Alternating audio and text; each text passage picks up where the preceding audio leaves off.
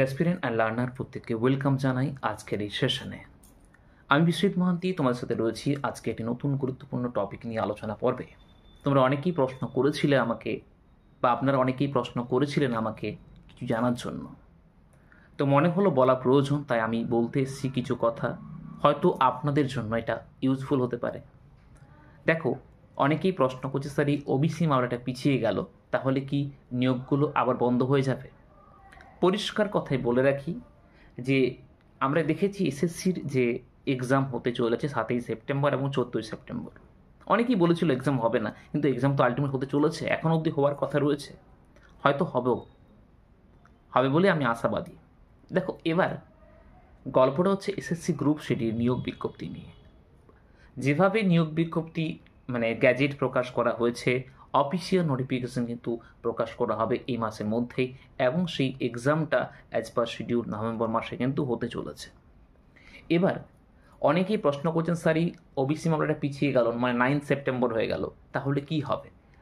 আমাদের SSC group CD, WBP KP বা আদার WBCS এক্সামগুলো তাহলে কি সব পোস্টপন্ড হয়ে যাবে? না, একদমই না।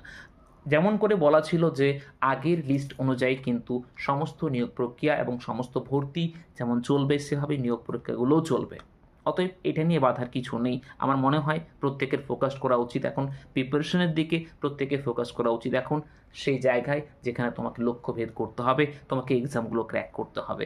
দেখো, যেটা তোমার হাতে আছে বা আপনার হাতে আছে সেটা নিয়ে ভাবুন। সেটা হচ্ছে কি প্রিপারেশন চাইলে আপনি বুস্ট করতে পারেন, চাইলে তুমি নিজের প্রিপারেশনটাকে একটা টপ লেভেলে নিয়ে যেতে পারো, এবং সেটাই তোমাকে করতে হবে। দেখো, যেটা আমার হাতে নেই সেটা নিয়ে খুব টাইম নষ্ট করে লাভ নেই, কারণ আমরা প্রত্যেকে দেখতে ব্যস্ত কোথায় কোন ইউটিউব চ্যানেলে দিচ্ছে, এখানে এক্সাম হলো কি হলো। আরে বাবা, তোমার মাথা ব্যথা করে কী লাভ আছে?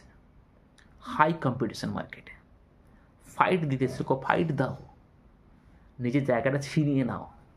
এটাই মুখ্য সময় নিজেদেরকে নিজেদেরকে চেনানোর অন্যদের কাছে, নিজের স্বপ্নগুলোকে বাস্তবায়িত করার এটাই মেন সময়।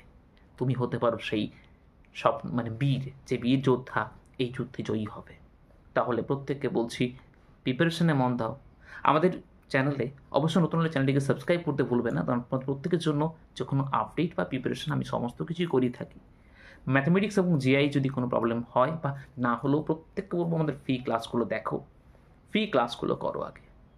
চাहे তুমি পেড ব্যাচ নেবে না নেবে সেটা অন্য ব্যাপার, তুমি তো আগে ফ্রি ক্লাসগুলো করো, দেখো ক্লাসগুলো বুঝতে পারছো কি পারছো না, ক্লাসগুলো ধরতে পারছো কি করতে পারছো না। তবে সেটা একদিনে নয়, আমার ক্লাস ধরতে একদিনে তুমি পারবে না, তোমাকে টাইম দিতে হবে, তোমাকে 3 to 4 ক্লাস মিনিমাম করতে হবে। দেন তুমি আমাকে বুঝতে পারবে যে আমি কীভাবে ম্যাজিক্যালভাবে অঙ্কগুলো করাই, কনসেপচুয়াল ওয়েতে অঙ্কগুলো করাই।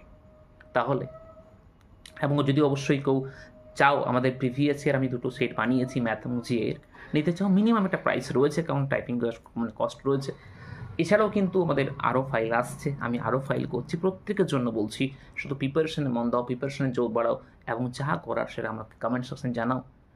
নতুন হলে অবশ্যই চ্যানেলটিকে সাবস্ক্রাইব করে, চ্যানেলটিকে লাইক করে আপডেট পাওয়ার জন্য কমেন্ট সেকশনে কমেন্ট করো, এবং যে প্রশ্ন